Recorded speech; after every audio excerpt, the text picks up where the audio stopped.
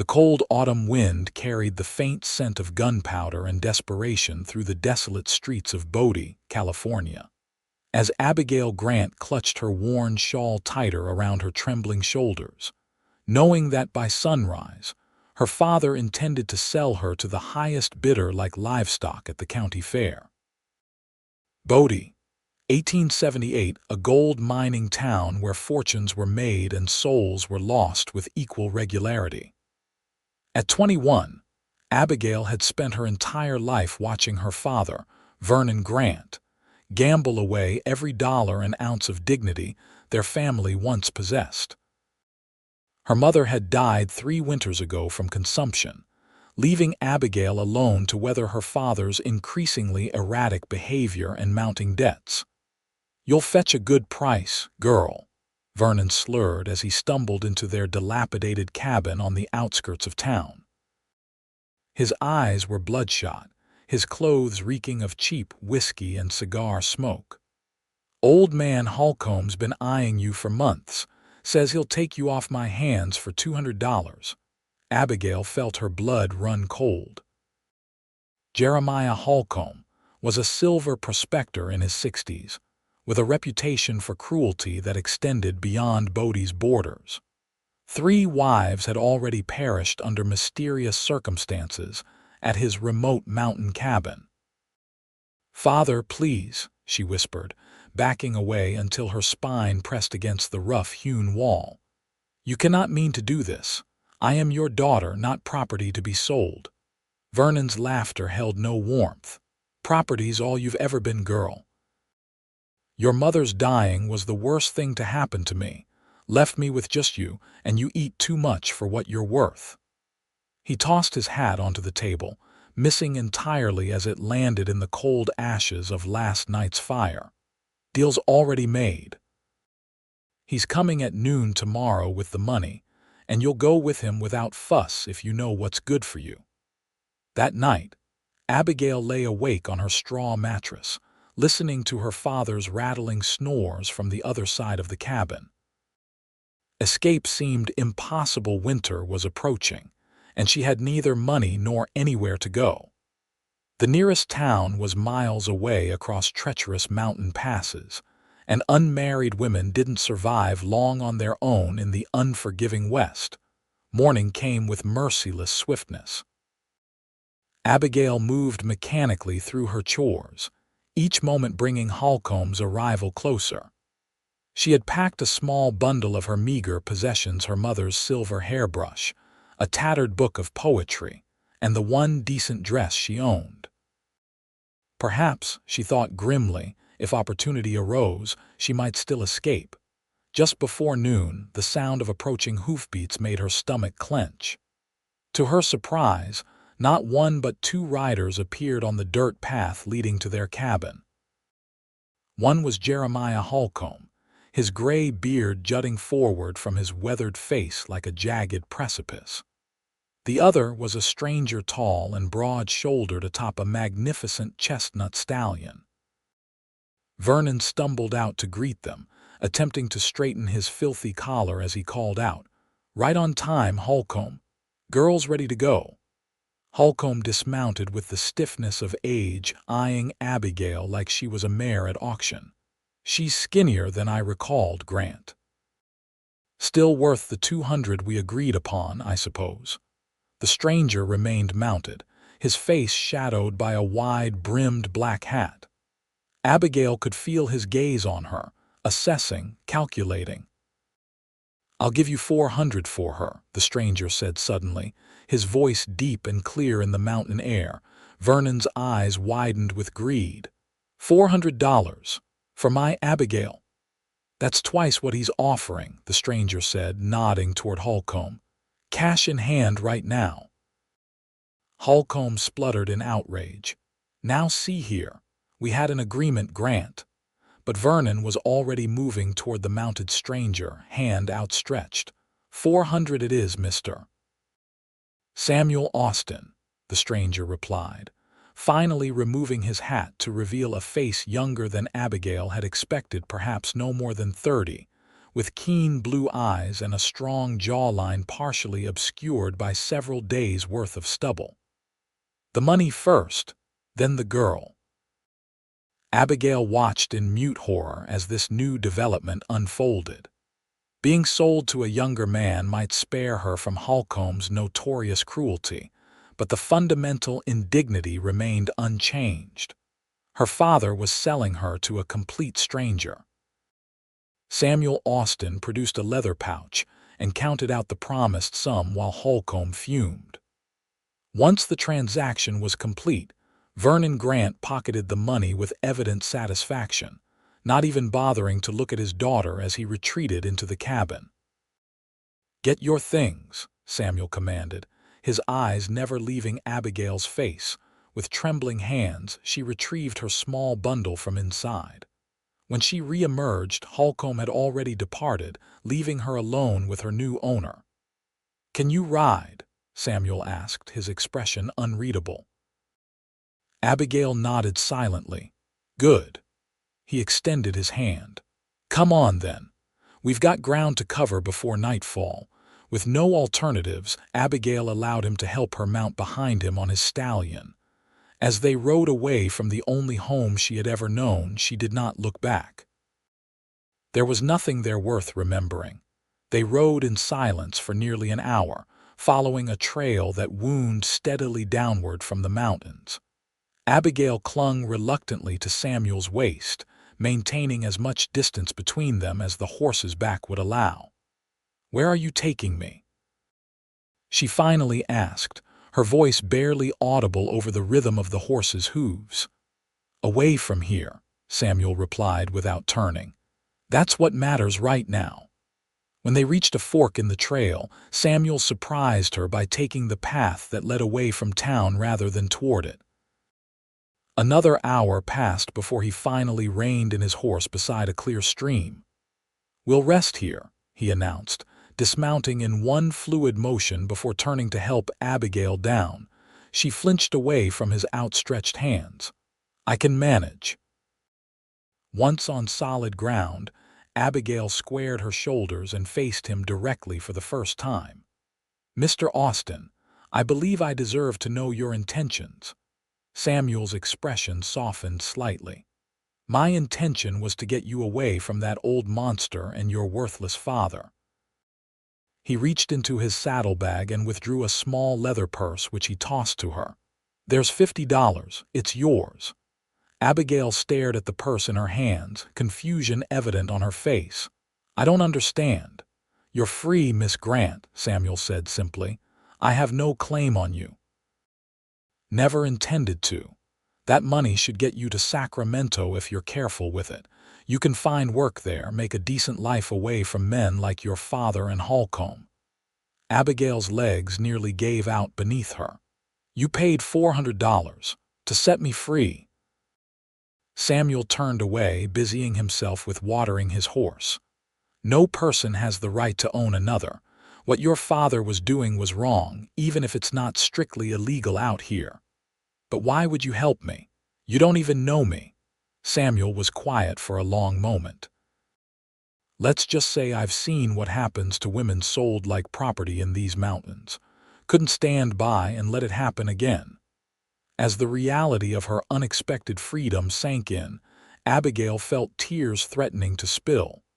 "I don't know how I can ever repay such kindness." "Live well." "That's repayment enough." Samuel straightened and looked at her directly. "I can escort you as far as Sonora.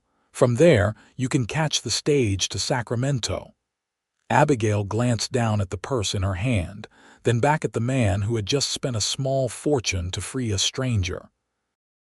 "Why not take me all the way to Sacramento yourself?" A shadow passed over Samuel's features. "I have business in these mountains that can't wait. Dangerous business." Something in his tone made Abigail shiver despite the afternoon sun. There was more to this man than simple altruism. She was certain of it. They made camp that night in a sheltered grove of pines. Samuel proved to be a capable outdoorsman, quickly building a small fire and preparing a simple meal of jerky, beans, and coffee. As darkness fell around them, Abigail found herself studying him by firelight, trying to unravel the mystery of her rescuer.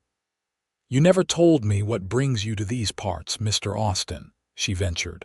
Samuel's jaw tightened almost imperceptibly. "Just passing through." "Armed like you're riding into battle." Abigail nodded toward the rifle propped against a nearby tree and the revolver holstered at his hip. "A man doesn't survive long in these mountains without protection." "You're not just passing through," she insisted. "No one pays $400 to free a stranger unless they understand what it means to be owned." Samuel's eyes met hers across the flames, and something in his gaze confirmed her suspicion. "Get some sleep, Miss Grant. We have a long ride tomorrow." Despite his evasiveness, Abigail felt strangely safe in his presence. For the first time in years, she slept without fear, wrapped in the blanket Samuel had provided. Dawn broke clear and cold. They ate a quick breakfast before continuing their journey, heading southwest toward Sonora. As they rode, Abigail gradually drew out bits of Samuel's story. He was originally from Texas, had fought briefly in the war despite being just a boy, and had spent the years since working as a ranch hand, gold prospector, and occasionally as security for stagecoaches. "And what brings you to California?" she asked as they paused to rest the horse at midday. Samuel hesitated, then said, "I'm looking for someone." "A friend?" His laugh held no humor. "No, not a friend." After a pause, he added, "A man named Victor Blackstone. He was last seen in these parts about a month ago." The name meant nothing to Abigail, but she could see the tension it brought to Samuel's shoulders. "This man did something to harm you. He took something from me that can't be replaced." Samuel's voice was flat, emotionless in a way that suggested the opposite, that the emotion was too powerful to express. They continued in silence until late afternoon, when the first buildings of a small settlement appeared in the distance. "Strawberry," Samuel explained. "Not much more than a trading post and a saloon, but we can find a proper meal there and maybe news of Blackstone." The settlement consisted of a single dusty street lined with rough-hewn buildings. A few tired-looking horses stood hitched outside what appeared to be the saloon, a two-story structure with peeling paint and a crooked sign. Samuel helped Abigail dismount, his touch brief but respectful. "Stay close," he murmured. "This isn't a place for a woman alone." Inside the saloon, the air was thick with tobacco smoke and the sharp scent of cheap whiskey. A handful of men turned to stare as they entered, their gazes lingering uncomfortably on Abigail. She instinctively moved closer to Samuel, who guided her to a table in the corner with a protective hand at the small of her back. A barmaid with heavily rouged cheeks approached them. "What'll it be?" "2 meals, whatever's hot," Samuel replied. "And information if you have it." The woman's painted eyebrows rose. "Information costs extra." Samuel slid a coin across the table. "I'm looking for Victor Blackstone." The barmaid's expression changed subtly. "That's a name folks around here don't speak lightly." "I'm not folks," Samuel replied evenly. The woman pocketed the coin with practiced ease. "He passed through about 2 weeks back, headed north toward the Stanislaus, traveling with 3 others." She lowered her voice. "Left a dead man in his wake, shot him over a card game." Samuel's face remained impassive, but Abigail noticed his knuckles whitening as he gripped his hat. "Thank you." After the barmaid left to fetch their meals, Abigail leaned forward. "This Blackstone, he's dangerous, isn't he?" "Yes." Samuel's gaze swept the room, cataloging exits and potential threats with practiced efficiency. "And if he's headed for the Stanislaus, that's north, not south toward Sonora." Abigail understood the implication immediately. "You'll have to change your plans." "Our arrangement was to get you safely to Sonora," Samuel reminded her. I'll honor that before pursuing Blackstone. Something about his quiet determination moved her. This man had already done more for her than anyone in her life, yet still prioritized her safety over his own quest. "What if I came with you?" The words escaped before she could consider their wisdom. Samuel looked genuinely startled. "Out of the question. Blackstone is not a man to be trifled with." "I'm not proposing to trifle with him," Abigail replied, surprising herself with her boldness. "But you saved me at great expense. The least I can do is help you find the man you're seeking. This isn't your fight. Perhaps not. But you made my freedom your concern when it wasn't your fight either." Their meals arrived before Samuel could respond, plates of dubious stew that nonetheless smelled better than anything Abigail had eaten in weeks. They ate in silence, each contemplating the unexpected turn their journey had taken. As they finished, a commotion at the door drew their attention. A group of rough-looking men entered, trail dust coating their clothes and guns prominently displayed. Samuel tensed. "Keep your head down," he murmured to Abigail. "We're leaving." They stood to go, but one of the newcomers blocked their path, a tall man with a jagged scar bisecting his left cheek. "Well now, what have we here?" the man drawled, his gaze fixed on Abigail. "Pretty thing like you doesn't belong in a place like this." Samuel stepped slightly forward, positioning himself between Abigail and the stranger. "We're just passing through, excuse us." The man made no move to let them pass. "Funny, I could swear I've seen your face before." His hand hovered near his holster. "You wouldn't happen to know a fella named Blackstone, would you?" The atmosphere in the saloon shifted instantly. Other patrons began edging toward the exits, sensing the impending violence. "Can't say that I do," Samuel replied evenly, though Abigail could feel the tension radiating from him. The scarred man smiled unpleasantly. "That's strange, because he mentioned someone might be looking for him." "Someone from Texas." What happened next occurred so quickly that Abigail could barely process it. The scarred man reached for his gun, but Samuel was faster. In one fluid motion, he shoved Abigail aside and drew his revolver. Two shots rang out in rapid succession, and the scarred man crumpled to the floor. "Run!" Samuel grabbed Abigail's arm, pulling her toward the back door as the saloon erupted into chaos. They burst out into the gathering dusk, sprinting for where Samuel had tied his horse. Behind them, shouts and more gunfire erupted from the saloon. "Get on!" Samuel commanded, practically throwing Abigail onto the saddle before vaulting up behind her. He spurred the horse into an immediate gallop, heading out of town at breakneck speed. Abigail clung to the saddle horn, her heart pounding so violently she thought it might burst from her chest. They rode hard for nearly an hour, putting distance between themselves and Strawberry before Samuel finally allowed the horse to slow. "Are you hurt?" he asked, his breath warm against her ear. "No," she managed, though she was trembling uncontrollably. "Who were those men, Blackstone's gang?" Samuel's voice was grim. "Which means he knows I'm looking for him." "They made camp that night in a hidden ravine far from any trail." Samuel built only the smallest of fires, just enough to ward off the night's chill. As they huddled near the meager flames, Abigail finally found the courage to ask the question that had been burning in her mind.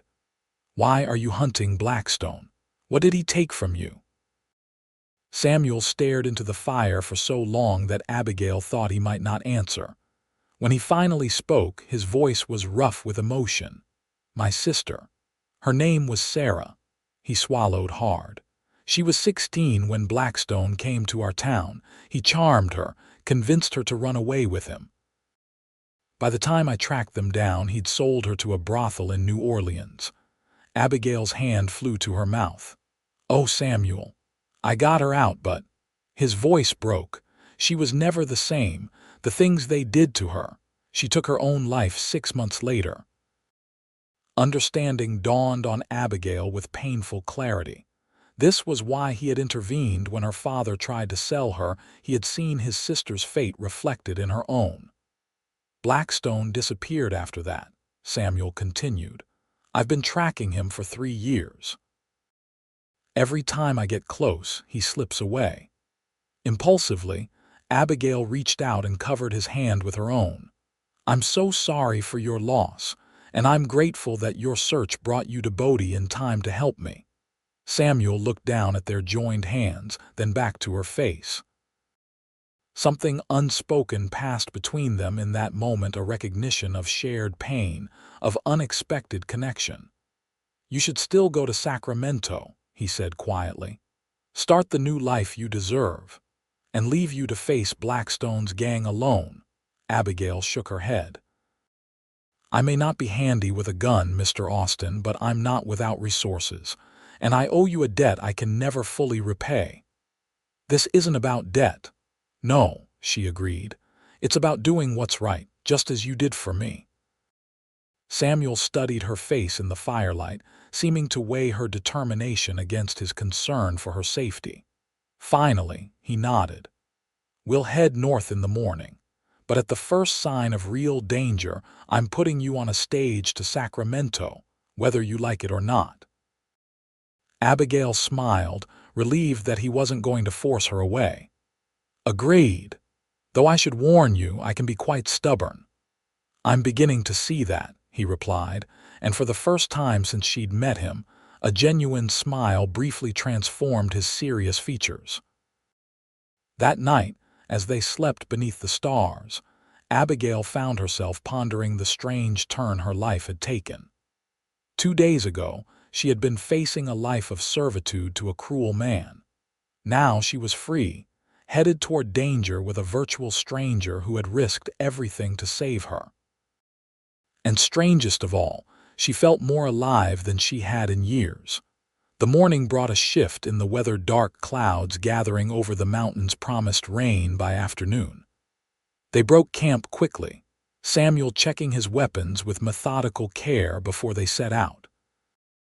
The Stanislaus River runs through a narrow valley about 20 miles north of here, he explained as they rode. There's a mining camp there where Blackstone might be holed up. How many men does he usually travel with?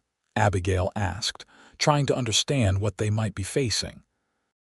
4 or 5, all dangerous. Samuel glanced back at her. I shouldn't be taking you anywhere near them. Yet here we are, she replied simply. They rode in companionable silence for several hours, the terrain growing increasingly rugged as they ventured deeper into the mountains.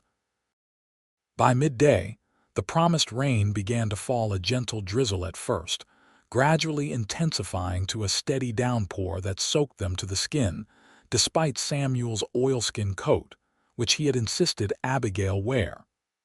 There's an old line cabin up ahead, Samuel shouted over the rain. Used by shepherds in summer, should be empty this time of year. The cabin materialized through the gray curtain of rain, a simple one-room structure of rough logs with a sagging porch. It looked abandoned, but Samuel approached cautiously nonetheless, signaling for Abigail to wait with the horse while he investigated. After determining the cabin was indeed empty, he helped her inside. The interior was sparse but dry, a stone fireplace along one wall, a crude table and chair, and a narrow cot in the corner. We'll wait out the storm here, Samuel decided, already moving to gather the meager supply of firewood stacked by the hearth. Soon a small fire crackled in the fireplace, offering blessed warmth. Abigail stripped off the sodden oilskin coat and moved closer to the flames, shivering. You should get out of those wet clothes, Samuel said, keeping his back to her as he busied himself with the horse's saddle, which he'd brought inside to dry. I'll step outside for a few minutes. In this downpour, don't be ridiculous. Abigail's practical nature asserted itself. Turn your back, and I'll change into my spare dress. Samuel obliged, facing the door with rigid posture as Abigail quickly changed out of her wet clothing. The spare dress, her one good garment, was slightly damp from the rain seeping into her bundle, but infinitely better than what she'd been wearing. "You can turn around now," she said when she was decent. Samuel had the good grace to look embarrassed. "You should take the cot. I'll make do on the floor." As evening approached, the rain showed no signs of abating. They shared a simple meal of jerky and hardtack, huddled near the fire for warmth. The close quarters created an intimacy neither had anticipated, their knees almost touching as they sat before the hearth, the small cabin enveloping them in a cocoon of momentary safety. "Tell me about your life before," Samuel said unexpectedly. "Before Bodie, before your father." Abigail smiled faintly, the firelight dancing across her features. "There wasn't much before. We moved to Bodie when I was 12 after my father heard about the gold strikes. Before that, we lived in Virginia City. My mother was alive then. She made everything bearable." "What was she like, your mother? Kind, strong?" Abigail's eyes grew distant with memory. "She taught school before marrying my father, taught me to read and write, to love books. She always said education was the one thing no one could take from you. She sounds like a wise woman." "She was." Abigail sighed. "After she died, my father changed, or perhaps he was always that way and my mother had been the buffer between us." Samuel nodded in understanding. "Family can be complicated. What about your family? Besides Sarah, I mean." "Not much to tell. Father died in the war. Mother passed 2 winters ago. It's been just me since then, hunting Blackstone." Abigail studied his profile in the firelight, the strong jaw, the eyes that had seen too much pain for one so young. "And after you find him, what then?" Samuel seemed surprised by the question, as if he'd never considered a future beyond his quest for vengeance. "I haven't thought that far ahead." "Perhaps you should," she said gently. "Vengeance consumes everything if you let it." He turned to look at her then, really look at her, as though seeing something new in her face. "You're quite remarkable, Abigail Grant. Not many would offer philosophical insights after what you've been through. Perhaps that's precisely why I can see it clearly." She held his gaze steadily. "I refuse to let my father's cruelty define my future. Your sister wouldn't want Blackstone to define yours, either." The intensity of the moment stretched between them, broken only when a log collapsed in the fireplace, sending up a shower of sparks. Samuel cleared his throat and stood, moving to add more wood to the fire. "We should get some rest," he said, his voice gruff. "Storm or not, we need to move on at first light." Abigail nodded, retreating to the narrow cot while Samuel made a pallet on the floor nearby. Despite her exhaustion, sleep eluded her for hours as she listened to the rain drumming on the roof and contemplated the man lying just a few feet away, a stranger who had become, in the span of 2 days, the most important person in her life. The storm passed during the night, leaving behind a washed clean world of glistening leaves and mud-slicked trails. They set out at dawn, Samuel leading the way with a newfound urgency. The confrontation at Strawberry had changed their timeline. If Blackstone knew Samuel was closing in, he might flee before they could reach him. "The mining camp is just beyond that ridge," Samuel said as they crested a hill around midday. He pointed to a distant plume of smoke rising above the trees. "We'll approach carefully. I need to know how many men he has with him before deciding how to proceed." They tethered the horse in a sheltered grove and continued on foot, moving silently through the underbrush. As they drew closer, the sounds of the camp became audible: men's voices, the clang of tools, the occasional whinny of horses. Samuel motioned for Abigail to stay low as they crawled to the edge of a small bluff overlooking the camp. Below them, perhaps a dozen crude shelters clustered around a central fire pit. Men moved about the camp, some working at sluice boxes in the nearby stream, others lounging around the fire. "You see him?" Abigail whispered. Samuel's eyes narrowed as he scanned the figures below. "There," he finally said, nodding toward a tall man giving orders to two others beside a large tent. "That's Blackstone." Even from a distance, Abigail could see why Sarah had been taken in by him. Victor Blackstone cut an impressive figure, broad-shouldered and handsome in a predatory way, with the confident bearing of a man accustomed to command. "I count 8 men besides Blackstone," Samuel murmured. "Too many to take head-on." "What will you do?" Samuel's jaw tightened. "Wait for an opportunity. Blackstone sometimes rides out alone to check trap lines. If he does that here, I'll intercept him." They retreated to a secluded position with a view of the camp's main trail and settled in to wait.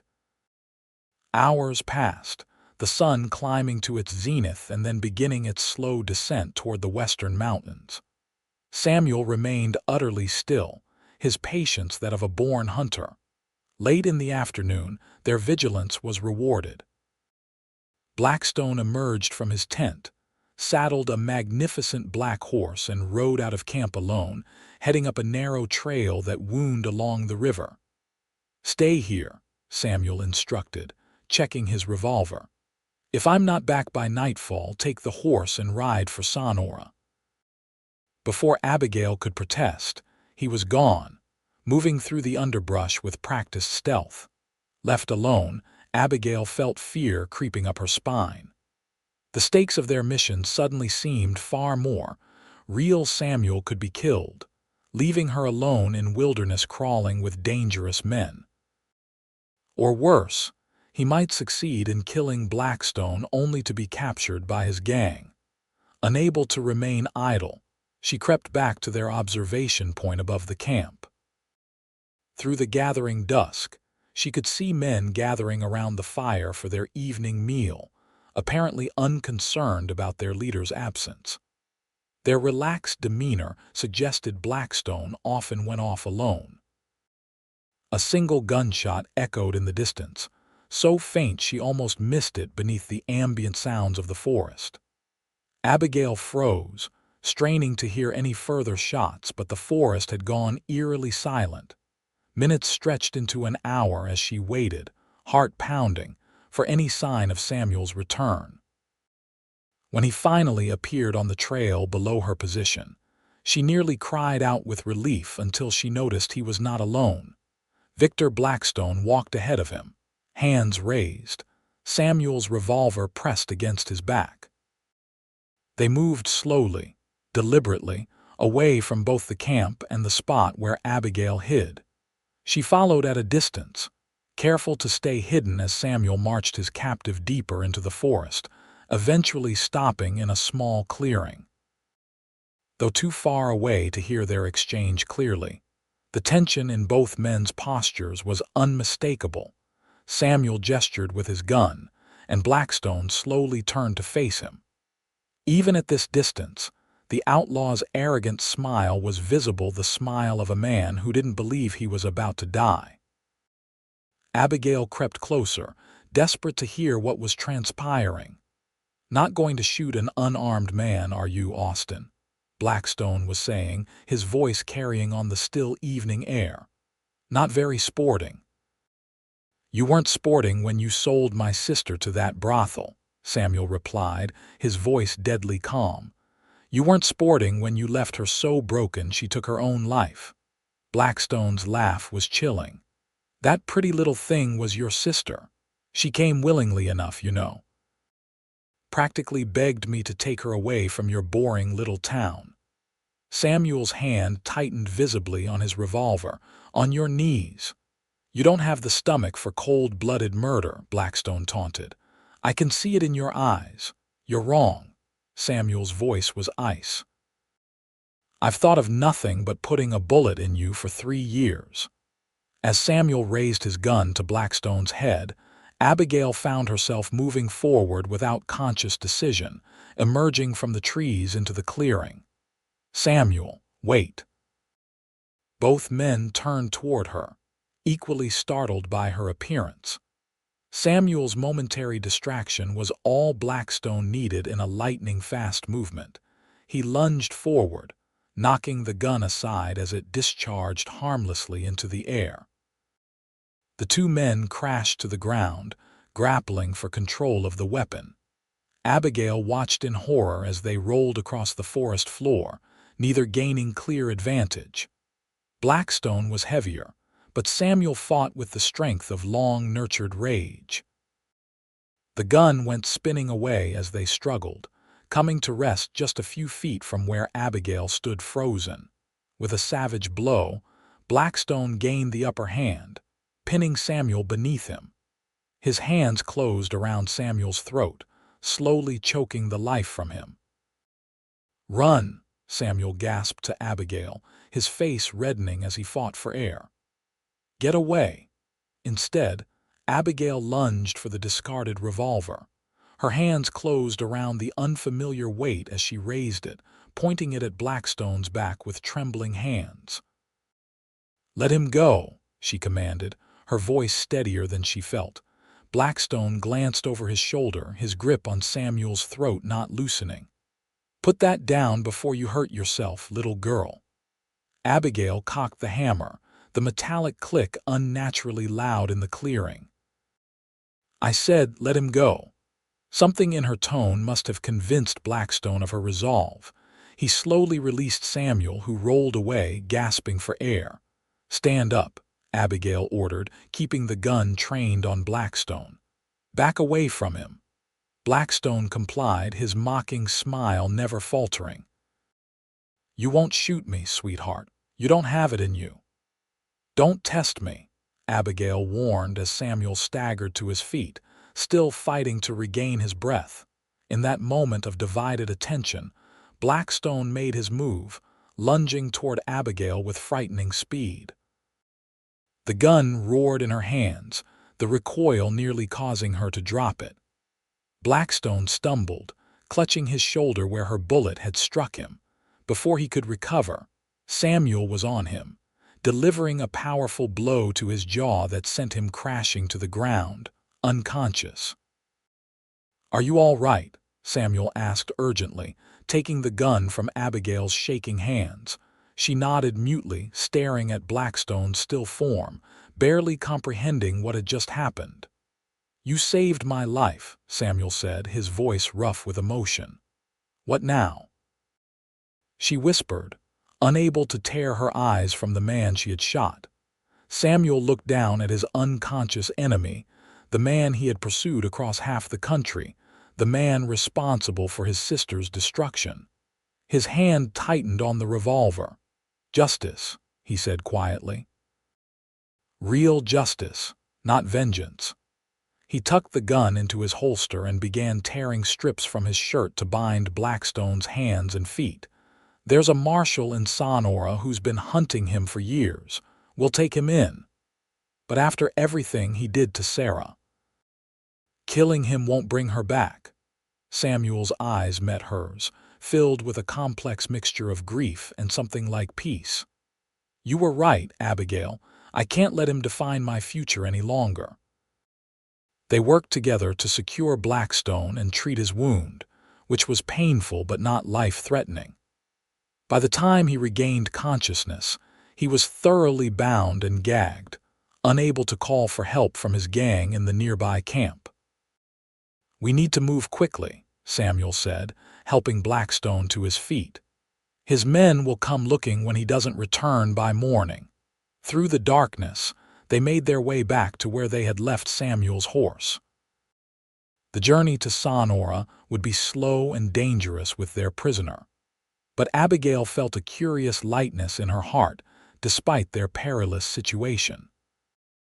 The night was spent in tense travel, guiding their horses. They had appropriated Blackstone's magnificent black stallion through treacherous mountain passes by moonlight. Blackstone rode before Samuel, hands bound to the saddle horn, while Abigail followed on the black horse. Dawn found them still several hours from Sonora, but well away from Blackstone's gang. They paused briefly to rest the horses and eat a sparse breakfast. Blackstone, his gag removed so he could eat, watched them with calculating eyes. "You two make quite the pair," he observed with malice. The vengeful brother and his rescued damsel. How touching. Samuel ignored him, but Abigail met his gaze steadily. "You underestimated both of us, Mr. Blackstone, a common failing in men like you." Blackstone's eyes narrowed. "Men like me survive, girl." "Men like him," he jerked his head toward Samuel, "die young and forgotten." "I'd rather die as a man of principle than live as a man without honor," Samuel replied evenly, securing the gag back in place. They reached Sonora by midday, the small but bustling town a welcome sight after their ordeal. The local marshal's office was easily located on the main street, a solidly built structure with barred windows and a weathered sign. Marshal James Wilson proved to be a grizzled veteran of frontier law enforcement, his weathered face breaking into a rare smile at the sight of Victor Blackstone in chains. "I've been after this snake for 5 years," he told Samuel as his deputy led Blackstone to a cell. "There's rewards posted for him in 3 states. Where'd you catch him?" "Mining camp north of the Stanislaus," Samuel replied. "He has at least 8 men still up there, so you might want to organize a posse." The marshal nodded thoughtfully. "I'll send telegrams to the surrounding counties, get some men together." He pulled out a ledger and consulted it briefly. "Reward stands at $500. It's yours as soon as the bank opens tomorrow." "Split it with Miss Grant," Samuel said, nodding toward Abigail. "She's as responsible for his capture as I am." After completing the necessary paperwork, they secured rooms at Sonora's modest hotel, separate accommodations as propriety demanded, though both would have preferred to remain together after their shared ordeal.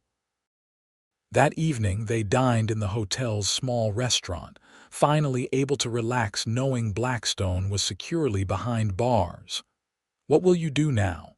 Abigail asked as they lingered over coffee. "With your quest complete," Samuel considered the question, his blue eyes thoughtful. "I'm not sure. I've been chasing Blackstone for so long, I haven't thought much beyond catching him. You could go home to Texas." He shook his head. "There's nothing for me there anymore, just memories." After a pause, he added, "What about you? Still planning on Sacramento?" Abigail traced the rim of her coffee cup, suddenly uncertain. "I suppose that was the plan. Find work, make a new life."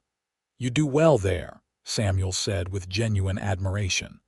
"You've shown more courage and resourcefulness in the past few days than most people demonstrate in a lifetime." Their eyes met across the table, the connection between them almost tangible. In the span of 3 days, they had saved each other's lives, shared confidences, and faced death together. Such experiences forged bonds not easily broken.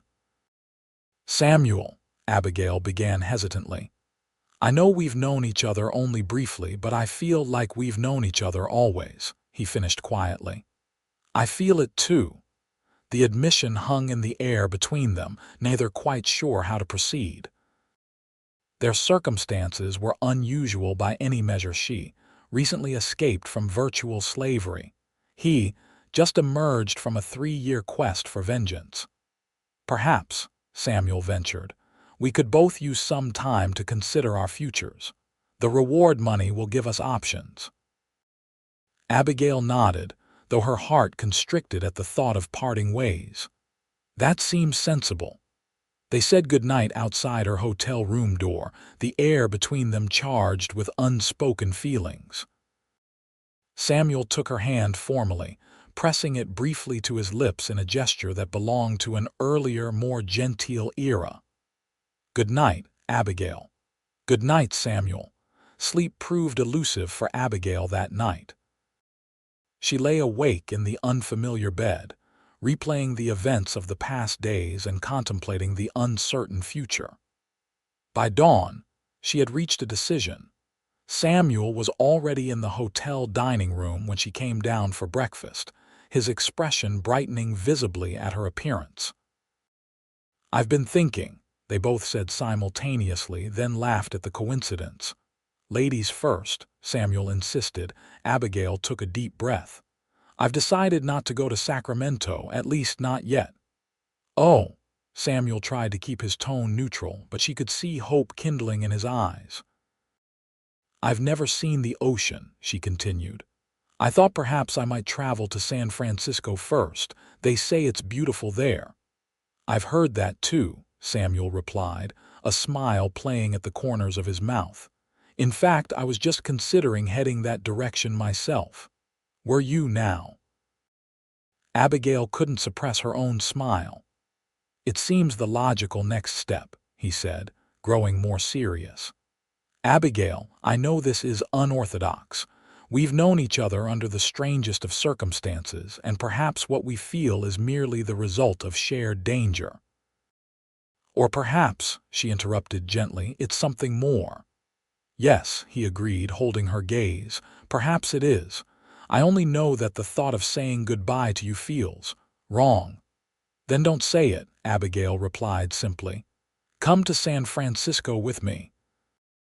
Let's discover what this is between us without the shadow of Blackstone or my father hanging over us." Samuel reached across the table to take her hand. "I'd like that very much." They collected the reward money later that morning, a sum that represented freedom and possibility for both of them.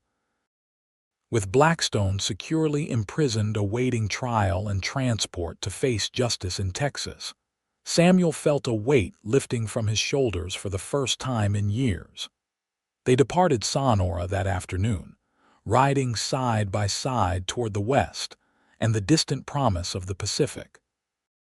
Their journey to San Francisco took them through rolling foothills and verdant valleys, across rivers, and through small settlements. Each night they camped beneath the stars, their conversation flowing easily as they learned each other's stories in full, not just the tragedies that had brought them together, but the small details that revealed character and heart. Samuel spoke of his childhood in Texas, of his father's ranch and his mother's garden, of learning to ride before he could properly walk. Abigail shared memories of her mother's teachings, her secret dreams of becoming a teacher herself someday, her love of poetry and literature that had sustained her through the dark years after her mother's death. As the days passed, their initial connection deepened into something more profound. Samuel found himself laughing for the first time in years, rediscovering joy in simple pleasures, a spectacular sunset, a shared meal, the sound of Abigail's voice reading aloud from her treasured book of poetry by firelight. For Abigail, each day brought a new appreciation for her freedom and for the remarkable man who had granted it. She watched Samuel gradually shed the single-minded intensity that had driven him for so long, revealing the thoughtful, gentle man beneath. They reached San Francisco on a clear autumn day. The city spread before them in a stunning panorama of hills and buildings cascading down to the glittering bay. The salt-tinged air filled their lungs as they stood on a bluff overlooking the water, their horses grazing contentedly behind them. "It's even more beautiful than I imagined," Abigail breathed, gazing at the forest of masts in the harbor and the bustle of activity along the waterfront. Samuel wasn't looking at the view. "Yes," he agreed softly, his eyes fixed on her profile. "Beautiful." She turned to find him watching her, his expression open and vulnerable in a way she had never seen before. "Samuel." "I love you, Abigail," he said simply. "I think I have from the moment I saw you standing so brave and defiant outside your father's cabin. I know it's too soon, that we've known each other only a matter of weeks," but she silenced him with a finger to his lips. "Time is measured differently when every moment might be your last. We've lived more in these weeks than most people experience in years. Is that a yes?" he asked, hope evident in his voice. To a question you haven't asked yet, she teased gently. Samuel smiled, taking both her hands in his. Abigail Grant, would you do me the honor of becoming my wife? I can't promise wealth or ease, but I can promise to love and cherish you for all my days. Yes, she answered without hesitation. 1,000 times yes. They were married 2 weeks later in a small chapel overlooking the bay with only the minister and his wife as witnesses. Abigail wore a simple blue dress purchased with some of the reward money, while Samuel had invested in his first new suit in years. Their honeymoon was spent exploring the wonders of San Francisco, strolling arm in arm through bustling markets, dining in small restaurants with views of the harbor, watching ships from exotic ports unload their cargo. In the evenings, they retired to the modest but comfortable rooms they had rented near the waterfront, discovering the joys of married life with tender passion. As autumn gave way to winter, they began discussing their future in earnest. The remainder of the reward money offered options, but neither felt drawn to city life permanently. What about opening a school? Samuel suggested one evening as they sat before the fire in their small parlor. You've spoken of your mother's teaching, your own love of learning. There are settlements throughout California in need of education. Abigail's eyes brightened at the suggestion. Do you think we could? I think you could teach and I could build, Samuel replied, warming to the idea. Perhaps a place not too far from the city, but far enough to afford land for a small ranch as well. In early spring, they found their opportunity. A small but growing settlement in Sonoma County needed both a teacher and a reliable carpenter. The town offered land for a schoolhouse and teacher's residence if Abigail would commit to teaching for at least 3 years. By summer, they had established themselves in their new community. Samuel built a simple but beautiful schoolhouse with his own hands, incorporating a private residence at the back for them. Abigail prepared lessons and gathered books, her natural gift for teaching quickly winning over both children and parents.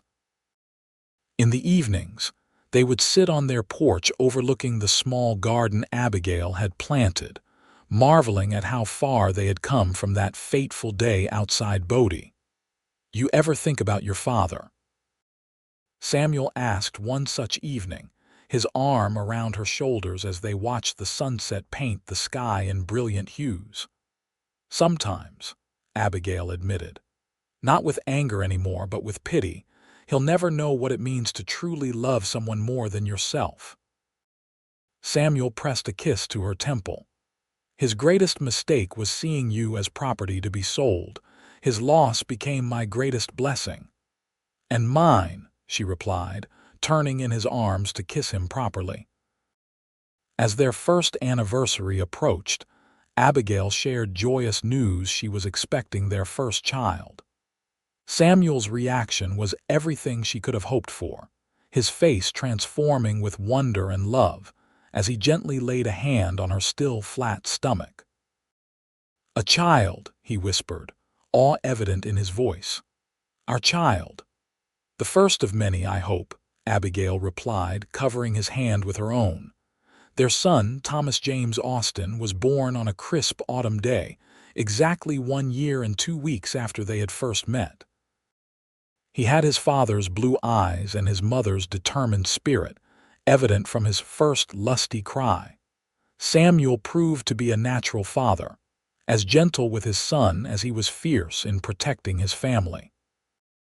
He expanded their home as their family grew a daughter, Elizabeth Sarah, joining them 2 years later, followed by another son, William, the year after that. The schoolhouse flourished under Abigail's guidance, eventually requiring an additional teacher as the settlement grew into a proper town. Samuel's carpentry skills were in constant demand, allowing them to build a more substantial home on a small ranch at the edge of town. News reached them occasionally of the world they had left behind. Victor Blackstone had been hanged in Texas after being convicted of multiple murders. Bodie had boomed briefly, then began the slow decline that would eventually render it a ghost town.